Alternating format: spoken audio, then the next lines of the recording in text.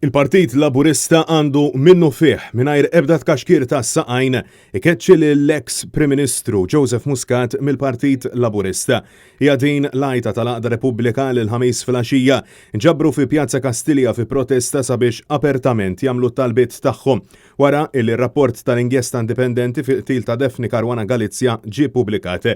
Repubblika appellat il-Gvern ta' Roberta Bela flimkien mal-Ministru uffiċjali tiegħu li dwarhom ħarġu l-konklużjonijiet mill-bord ta' inkjesta biex minnu fih jerfgħu r-responsabilità meħtieġa minnhom.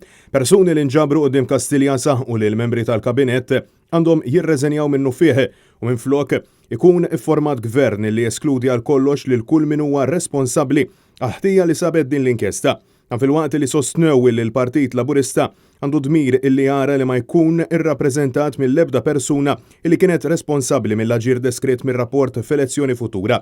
Intant, l-Għaqda saħqet li l-Istat għandu formalment jitlob apoloġija u joffri riżarċiment lil qraba ta' Daphne Caruana Galizia għat-telfa illi ġarbu.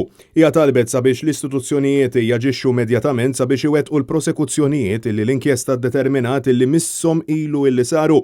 Repubblika insistiet illi għandu jitwaqqaf kumitat interistituzzjonali bis-sem ta' soċjetà ċivili sabiex jiġi diskuss fid-dettall u jitwettqu r-riformi proposti fl-inkjesta kemm jista' jkun dawn ir-riformi jitwettqu qabel ma tissejjaħ elezzjoni ġenerali. Preżenti kien hemm ukoll membri tal-Moviment Graffiti li saqu lil kriminalità ta' dawk li għandhom il-poter politiku jew ekonomiku, poter mifrux mal-Gżejjer Maltin, twassal għall-impunità ma sostnew li l-ebda stat f'Malta ma jista' jiggarantixxi l-prevenzjoni tal-impunità jekk ikollu d-dejn ma' korporazzjonijiet b'interessi privati. Kelli mal dan il-moviment saħu li kieku ma kienx hawn impunità fil-pajjiż u istituzzjonijiet dgħajfa Daphne Caruana Galizia ma kienx tinqatel f'karozza bomba.